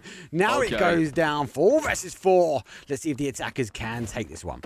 I love it. One more smoke grenade comes out. Shader's going to pop him through it. Renge was already down to low HP before that, so easy pick up for Shade at this point, and he's going to equalize things. But Fetred is there. Hibaku is being put to the ground. The AK chimes in, and suddenly it's a 3v3. And be reminded, the attacking side, they started this off with 1 man down, and they're looking to close this series now. One more good nade. Wild Young has to push into it. Fat Red is going to pick him up. This is a good start. He's got a plant. He's got the plant. He's got to hit that F. He's got to get the pressure on, though. And nade comes off the back, though. No, You've got the plant. 12 seconds left.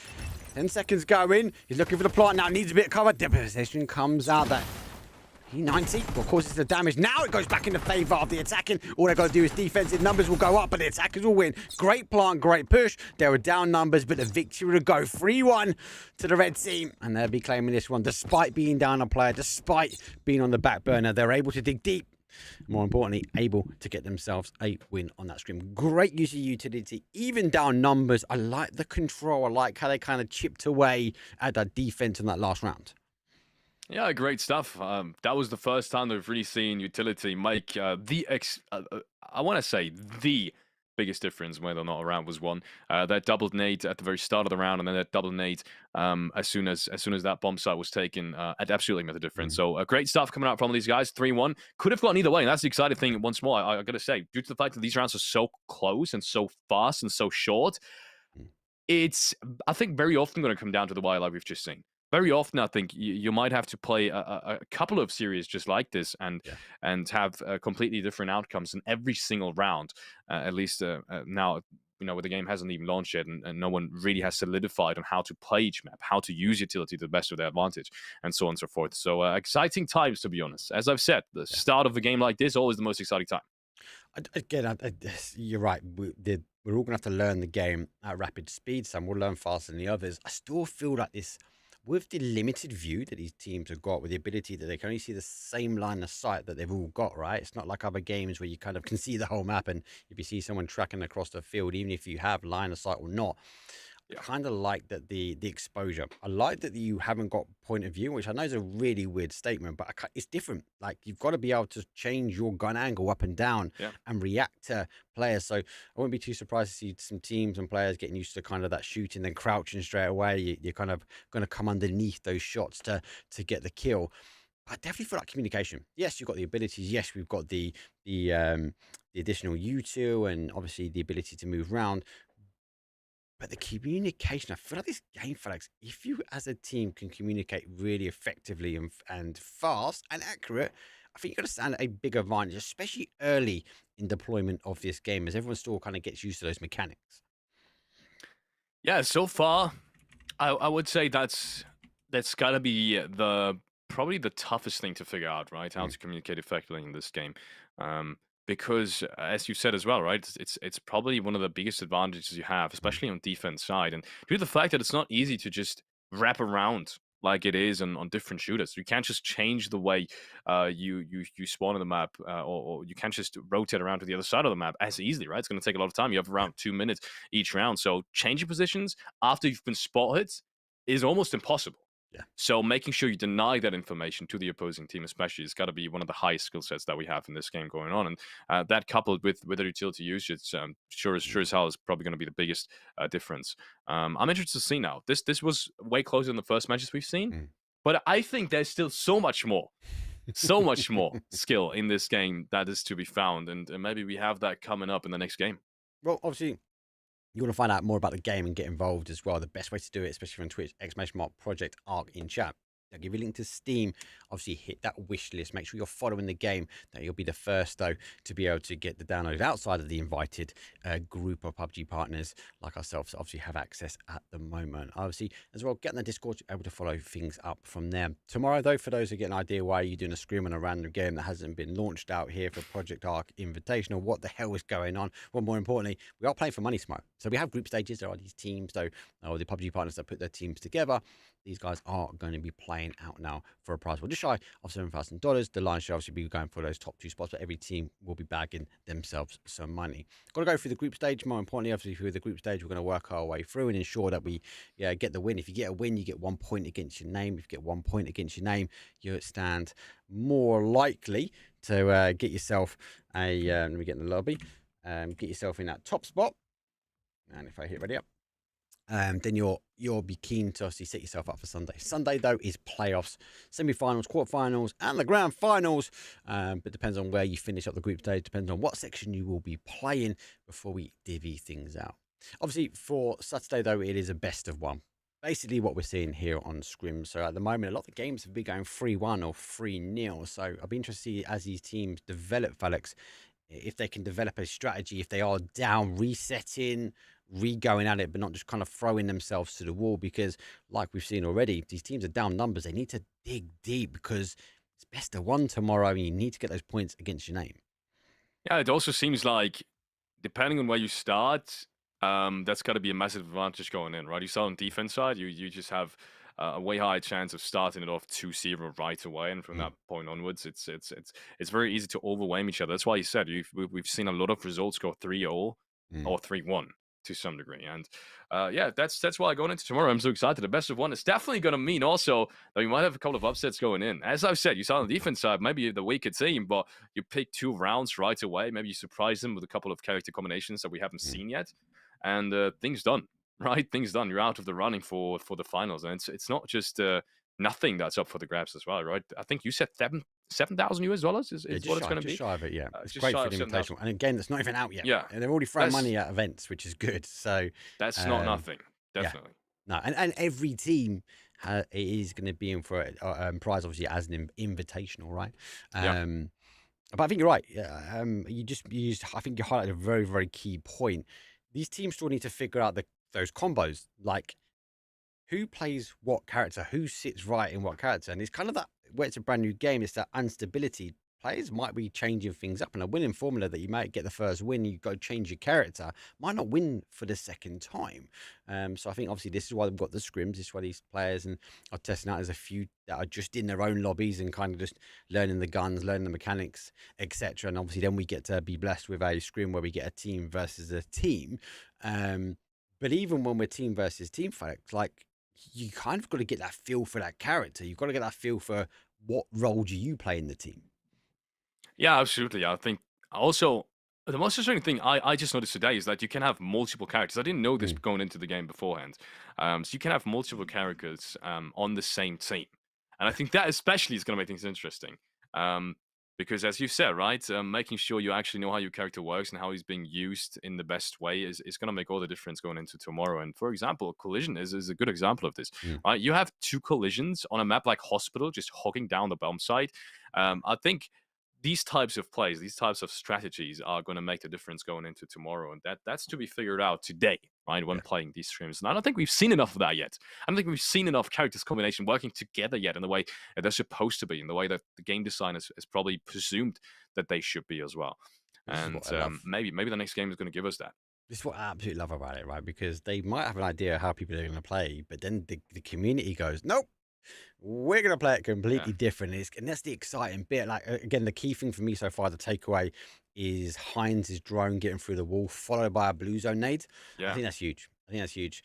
The ability to get information on the other side of the wall and cause damage. You might not get the knock, you might not get the confirm because obviously they're going to play away. But if so far we've seen these kind of these combinations come together, the utility combinations, the special ability combinations, the gas zone, the gas launchers. They've been really well used. In a defensive point of view, we've seen drop zone, Yeah. drop obviously play back, and then we've seen the gas but hold out the door. That's going to stop a push, and we've then seen the team having to find other angles. So we might have expected that to be more of an offensive, launch a gas into a room, clear the site, make the breach, get yourself in and get yourself the win. But so far what I've seen from drop down, those gas nades, they've been more of a defensive option, and it's been effective because the characters are not just for one side. It's not, you don't get a selection just for attackers or just for defenders.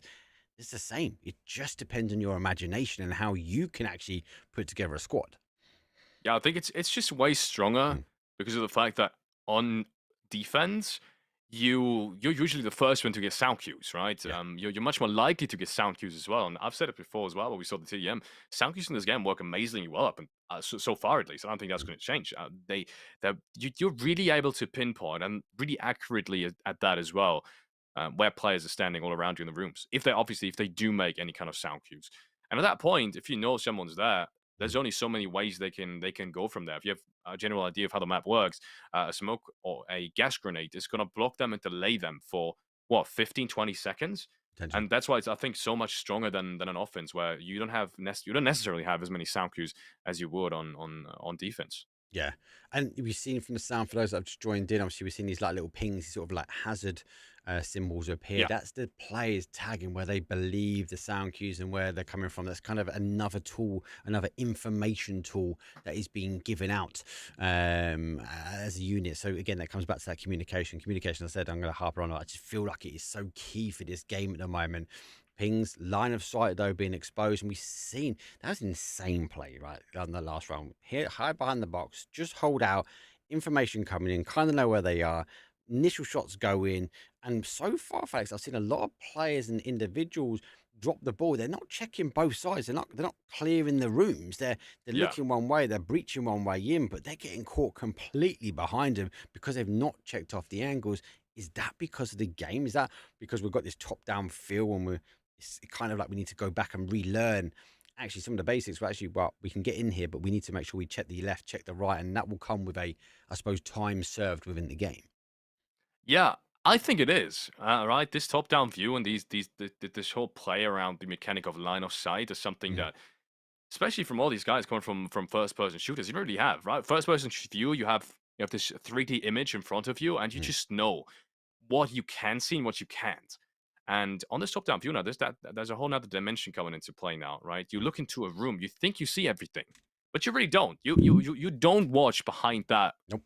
corner. You can't watch behind that block that's in front of you because the line of sight just doesn't allow you.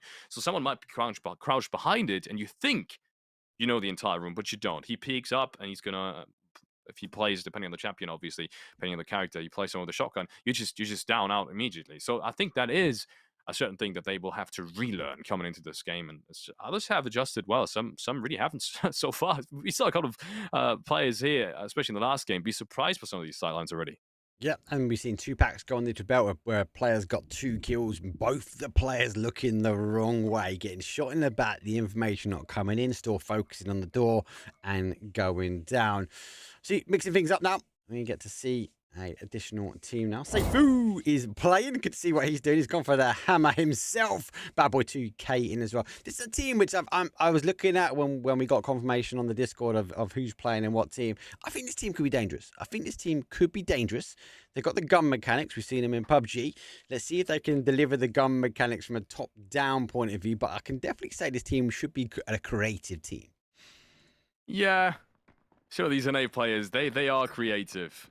They definitely want to have fun with it as well. I think maybe sometimes a little bit more than EU players, as one of the main differences I see in between these two regions. The game starting, very aggressive defense side. This is incredibly aggressive. Watch how deep they're already standing. Yes, the bomb side is right on the other side, but still, we haven't really seen this in the last game. Jam though, he gets caught off guard. 1, 2, 3 players, and these are sidelines he just didn't expect at that point. Drone comes in as well. It's a little bit back and forth. Unfortunately, Oza took down his own teammate with that hammer. And that's going to bring it back to a 3 and 4. Again, they just both looking the wrong way. Seifu obviously there to deploy. Looks like the med kit's gone down. Seifu, he can't see. There goes a flash. Oh, no, sorry, a smoke. It's to back away. It's going to block the line of sight. It's going to be cautious. Nades will come in. But different style of offense. This is the first time we see the first round where the team is stacked up together as they all breach in the same way.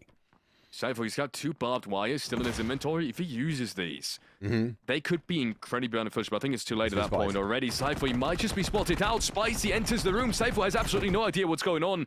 And just like that, a 2v1 has been found. They've isolated him on the bomb side, and suddenly it's just Bad Boy 2K. We've seen him clutch crazy things back in PUBG, but this is a whole different game. I think it might just be a little bit tougher for him here. Right, so still wait this one out. He flips around the other side. Now they know where he is. Starts taking shots through. Now he's making his way. He's got a limited amount of time. Now as the bomb does move down, he gets caught. Initial shots come through. Doesn't go for that crouch. He gets picked up though. The bomb will go for the explode. And that game is done and dusted. Attacking very, very different. Stacked up. Good push through. Unfortunately, though, hitting the hammer in the back of the head. Well, that's going to put our player down, but able to put the first point on the board. Let's see if the defense can reset, come back. Line of sight, checking off the corners, felt not working at the moment. They might just trying to be a bit too creative. They've got to get this next point underneath. Yeah, unfortunately, Seifu seemed to be a little bit confused by the controls there. I can't really put it any other way. I can't imagine it being any other way because he was standing all open to the rest of the players coming in. That, or he just hasn't played the map yet. That could be the reason as well. I don't think that's going to happen again, though. He's obviously usually a quick learner, one of the most surprising newcomers, if you can put it that way, on the PUBG scene this year. Has had an incredible spike performance, in my opinion. And Pixel rate of learning the game is insane. Yeah, these two guys definitely the ones to mention. But yeah, 1-0. This is a surprising side as well because we haven't really seen attacking side start off this strong yet. Nope. You mentioned about how strong the defensive is. Looks like we've already seen a change in the game. There goes that slam show. See how quick you can get through, even reinforced.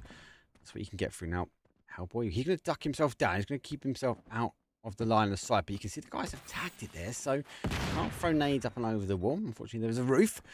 Hellboy, he's going to try and now continue to hold, but he's going to be spotted now. When that breaches through, he's exposed not just one, but two. So we got great moves as Spicy puts down a great drone and picks up that defensive hold. This is the thing that I was talking about, right? It's not easy to get information on the defense side, but they're doing it perfectly right now. These drones are on point. And the fact that they don't just throw them out for nothing, they actually throw them out where it's worth it, shows me these guys are prepared at the moment going into this. There's reason for it. Why these guys are 1-0. Now the first fight comes on through. Zaifu stays alive a little bit longer than I expected him to after that 3-on-1, but he does get taken down. And that's the first fight, the first blood, going the way of the aggressive team once more. Right, used to the dropping that wall so quickly. That's a play you've got to get out quick, right? You can't allow them to be destroying the walls, being able to breach in so quickly. It's breaching so quick. That's Bad Boy. He picks up one. He goes for the retreat. He's got hot on his tail. He spins. He picks up a second. It's down to a 2 versus 1, but no, he's unable to clutch it up. No, I think there's a bit of banter coming there, Felix. It felt like a punch out at the end, but didn't quite go their way. But again, the attacking side put the point underneath their flag.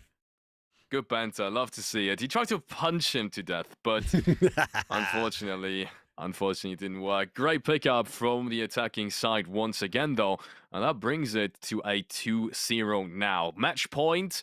Map and match point, because it's a best of one, obviously, in Scrims. So just one more round being needed. And to be honest, the way these guys have been looking so far on the attacking side, really coordinated, I gotta give it to them on defense side as well. I'd be surprised if the attacking side now picks up this round. They've got to, I suppose, pick up that winning formula. They're not going for any sort of defense I can see. There's a bit of barbed wire there. That might slow down the breach. They've only got the one hammer. Yeah, only one hammer at the moment. What is the guys? Obviously now he's got the plant as well.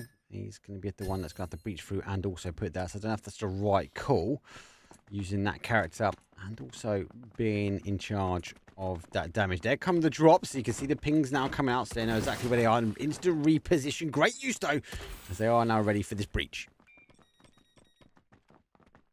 First doll being knocked down. 3 players on the other side. That's what I was talking about. It's going to be different, and it's going to be difficult for the attacking side now. Yep. And Karim Tori, just like that, shotgun in hand, even at that range, is going to be able to take him down. Kalabi goes really aggressive now because the bomb's been dropped. Look at this, the bomb's been dropped. They know. Good use and of smoke. Yeah, That boy goes the in, he smoke picks it now. up. He goes through the smoke as well.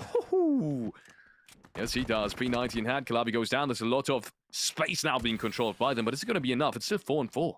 Yeah, it's 4-4. Bad Boys obviously has to play a little bit different as he is downed. It looks like the guys are repositioned.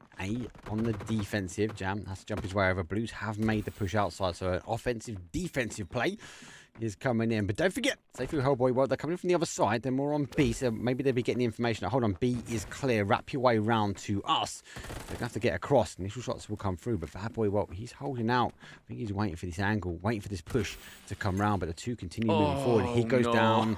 That's a great use of the smoke, and Bad Boy, without the health, he's going to fall. I think he was a little bit confused there. He probably thought it was a smoke, but it really wasn't. And now Jam suddenly finds himself in a situation surrounded by attacking players on the defensive side, though. And Tisco shuts him down. Just 2 players left standing now, and you can tell they want to close out this match. Oza takes down one. Saifu hits the trade, but he's already being swarmed from the right-hand side. And Karim Tori, easy pickup for him. Hits the headshot with a shotgun as well. 3-0 once again. And we thought it was going to be closer this time around. It really wasn't. That's it. It's very, very quick game. I just felt like maybe the mechanics weren't right 100%. We instantly have another game to join as well, which is really good. I can see these teams now getting the swing of things, as he says, if he types the code in correctly. He has typed in correctly. So we're in the next round.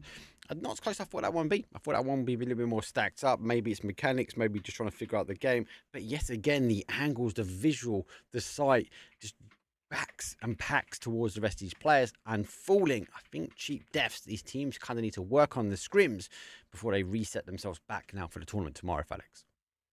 Yeah, good learning either way. Even if you get shut down 3-0, right? You take a lot with you. Mm. Every single one of these rounds. Way more than when you get deeper into the game, right? You've seen a couple of things already.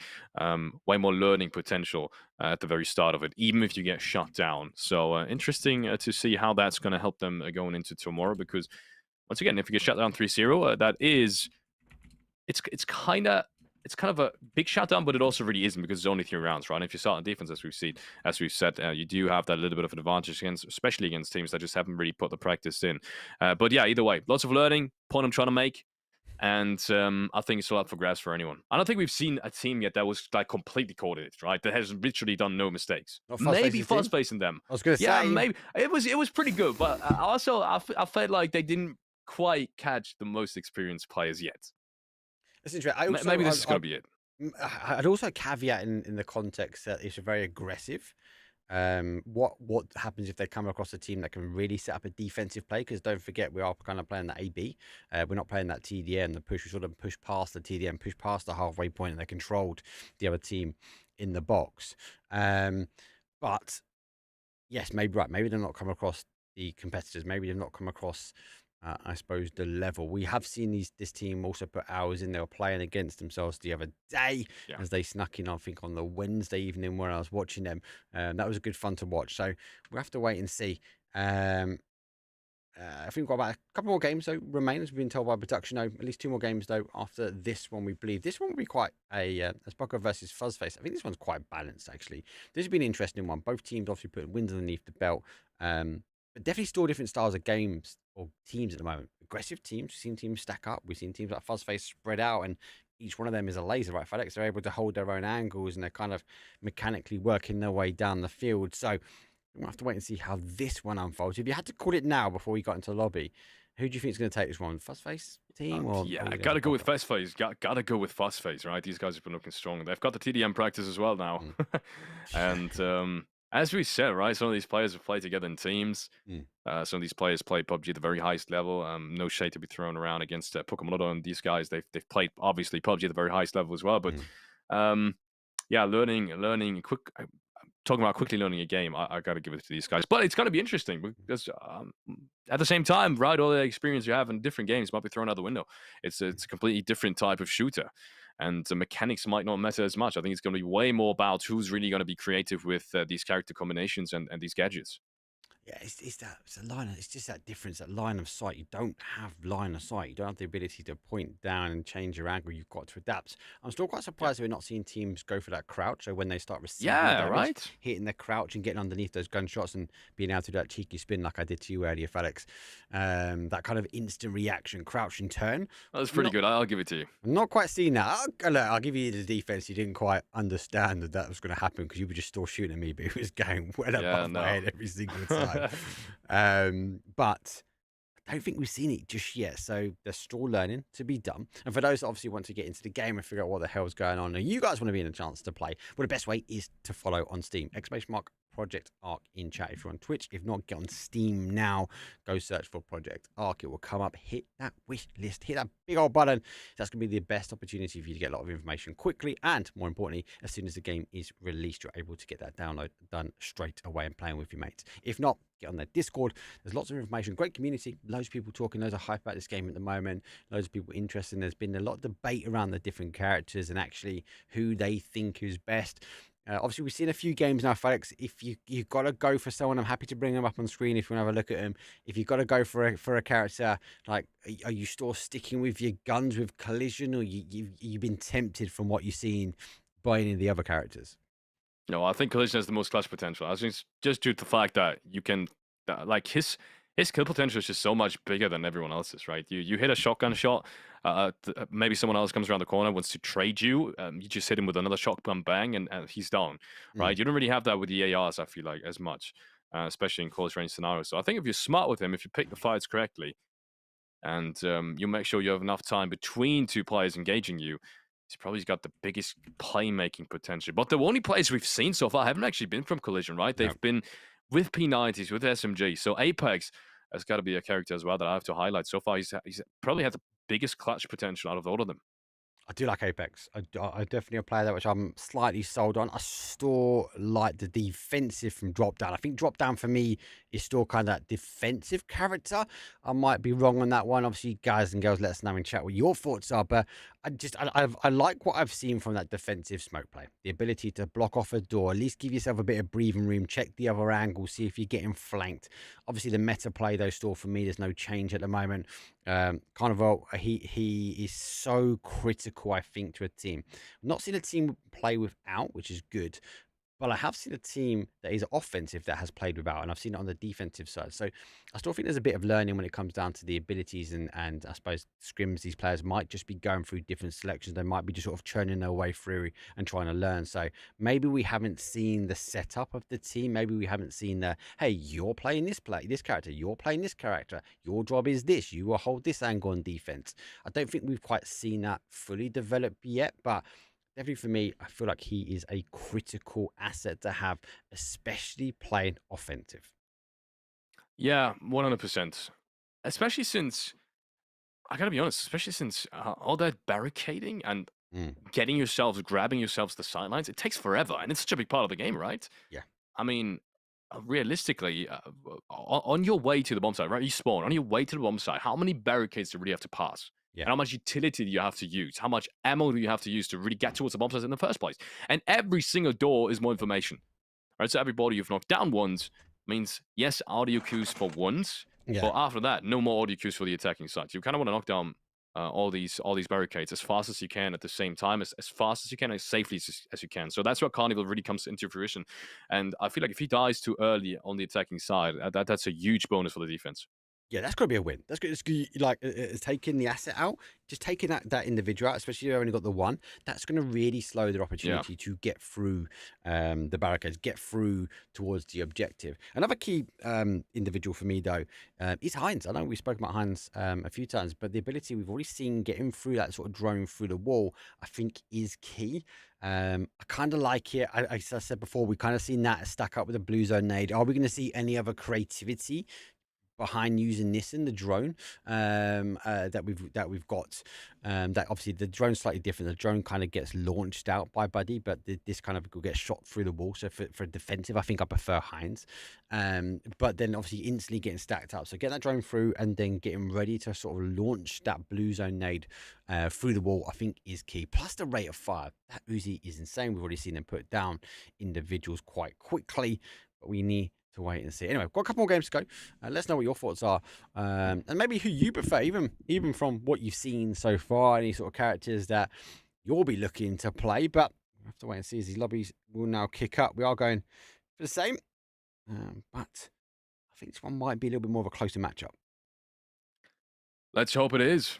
Let's hope it is. We haven't really seen Go, give me plenty of rounds. predictions. How's it going to go? Yeah, I mean, see a 3-1. I'm gonna go for Fuzz. Oh, you mean the scoreline? Fuzzface wipe, completely clean sheet? No, I'll make it 3-2. I'll make it. Actually, well, we've seen Arctics in these guys. They're pretty sharp as well. I'll make it 3-1. I'll give them a round. I'll give them a round of defense. Yeah. Okay. And obviously, we've spoken about defensive being very offensive to start off with. I think the last round we saw was different. It was the first time we saw an offensive win from the start. And I think part and parcel, maybe the defensive wasn't set up. But for me, coming back to sort of this Fuzzface team, like, this is a team which uses that sledgehammer to its advantage. It makes openings instantly between A and B. There's a line of sight now between both bomb sites. So Fuzzface potentially could hold both if needed. Yeah, and due to the fact that these bomb sites are so incredibly close, that also means they'll have these types of characters, such as that sort of defense, more likely being set up on the bomb sites directly as well. And that's what we're seeing too. Actually, though, immediately peeks outside. Great nade. It's the first couple of bullets, and this is a lot of information as well. That nade almost takes down Ibako as a result of it, but barely misses him. Stays a 5v5, but the first contact has already been given. Yeah, Team's obviously on the hold out now. He's used the barbed wire. That's going to slow down the entry point, and obviously pops that. So he's trying to see where they're stacked up. They're just on the outside. Now he's been spotted. So while Young, despite we're seeing that 2-pack, James has seen him push down the other way. So reposition. So it looks like the attacking force now taking another opportunity now to play in.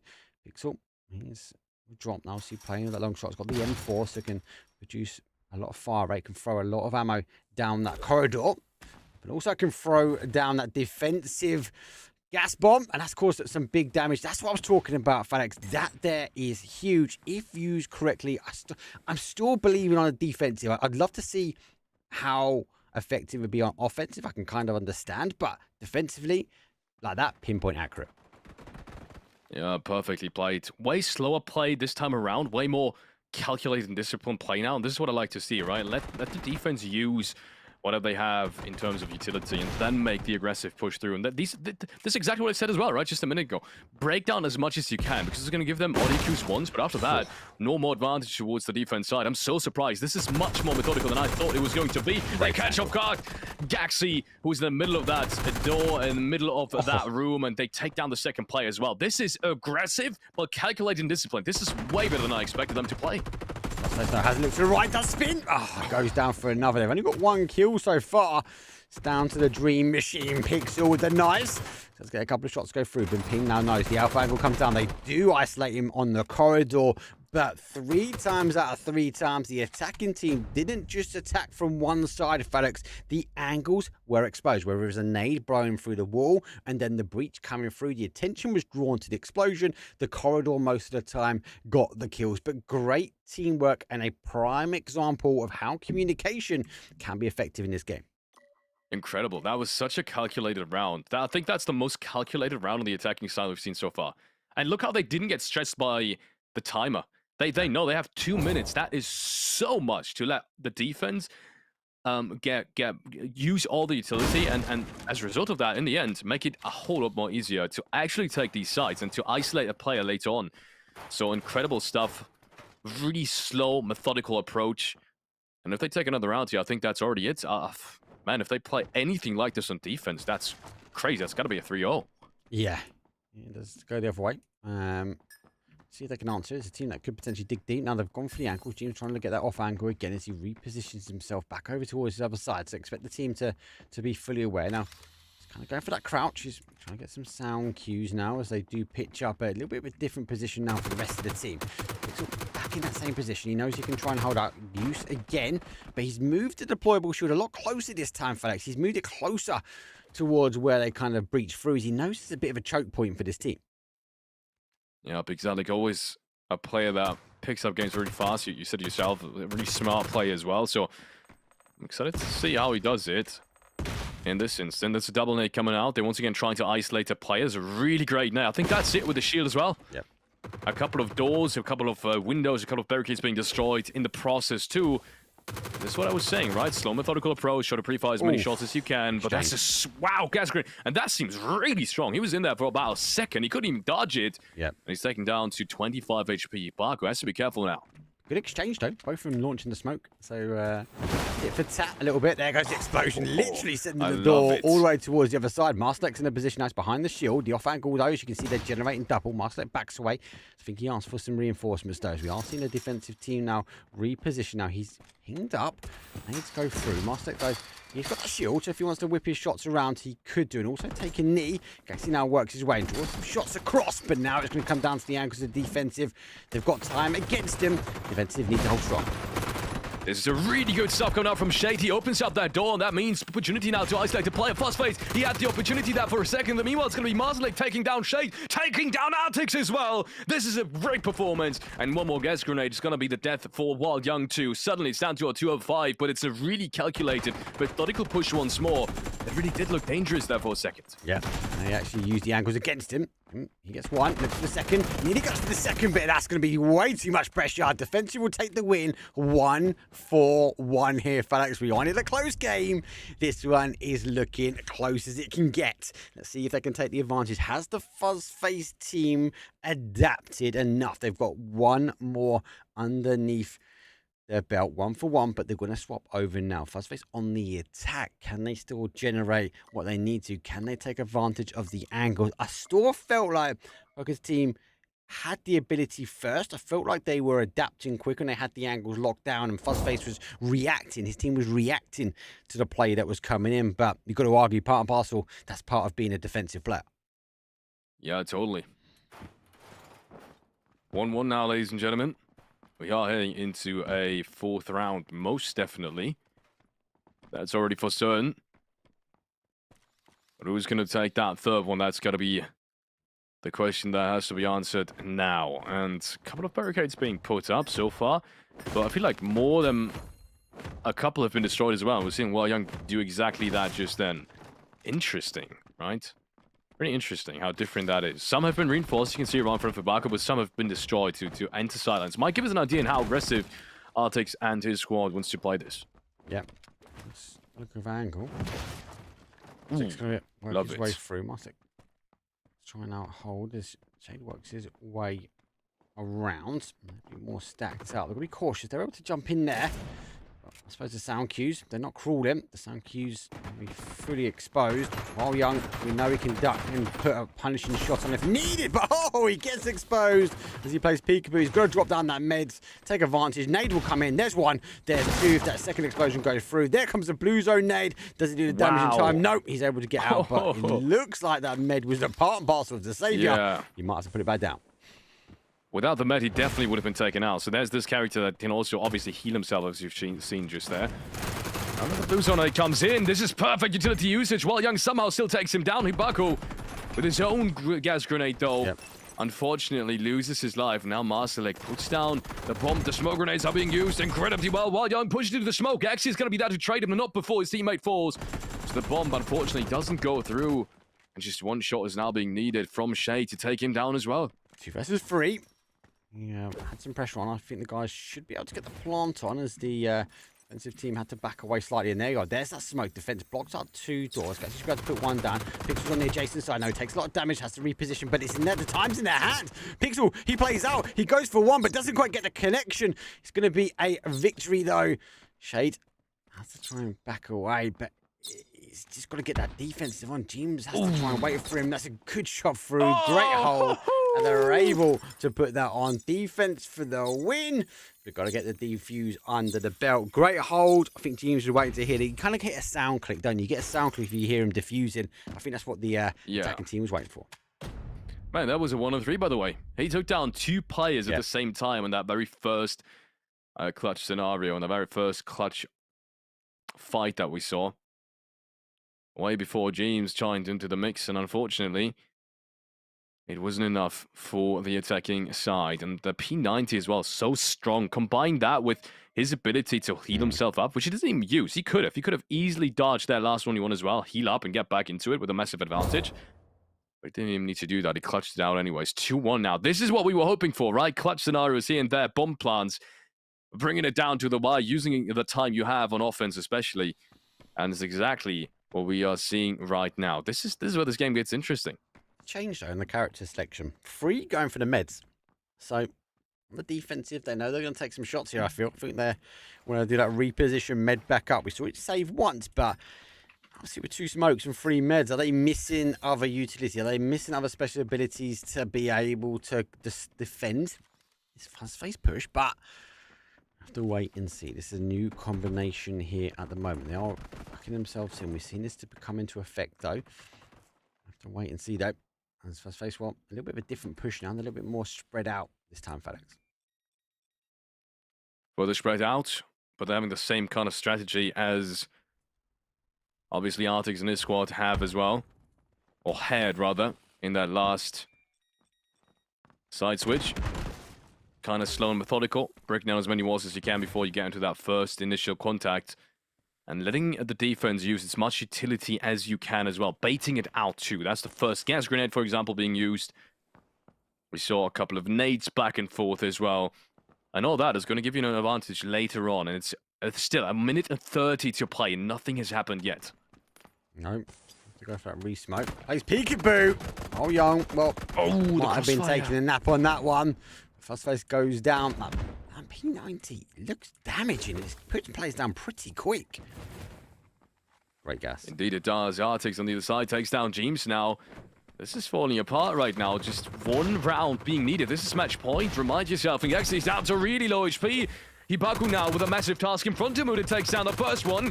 And he's got the weapon now to take down Pixelic potentially as well. But he's going to trade things out. And all the hope is now for him. Peeks around the corner. Shade is that though. And P19 indeed seems to be the difference in plenty of these duels, and now suddenly just mastered like a lot. Oh, he should have swapped over. He went for the cheeky headshot, but the victory comes in, and it's the first time we see, unfortunately, Fuzzface team fall down. So, not quite ready for that. That was definitely a tighter match. I felt a bit more slow and methodical as the team sort of chipped away. Different game plans, different styles. I kind of like that game. That felt really close. It kind of felt like a potential final if we was going for maybe a best of 5 or a best of 3 in the semi-quarters. Could have been gone. That could have gone either way. Maybe we're just a best of 1. Obviously, the game one and done. Very, very different. But I think the guys might have to rethink that plan for Fuzzface. Rethink how they could come back against that team, because that looked like a pretty solid strategy breaching their way in. Yeah, but I'm not worried. I think I said it before, right? Especially for teams that are a little bit more advanced now, losing like this, even though they haven't, is so much information being gained and so much. It's such a big learning experience. I think that's exactly what we saw in these 3 rounds that they've lost, right? Every single round could be pinpointed to a couple of mistakes, and these guys are not the ones to do these types of mistakes again. Right, if they've noticed them, if they've realized what they've done wrong, they're usually really fast in implementing some sort of change, some sort of solution to that problem. And I'm very certain, especially on the defense, that we're not going to see the same problems again tomorrow. Yeah. Just want to highlight one of the characters though. Fnatic was a key, maybe could we say, critical. Obviously with the meds, triple meds up though with the team, but that P90 Fnatic, that packs a punch. Just speed, the rate of fire that we saw these repeats happen, and obviously putting the players down. They stacked up 3 of them. I was able to get the clutch. Is there an answer? Is there a counteraction? Do you need to get more? I suppose that maybe get that MP5, maybe see more of those SMGs coming out though. Maybe the Apex, maybe that's the answer. And as you already highlighted, you don't need one character per person. We've already seen game plans and game styles where these teams maybe are stacking up slightly.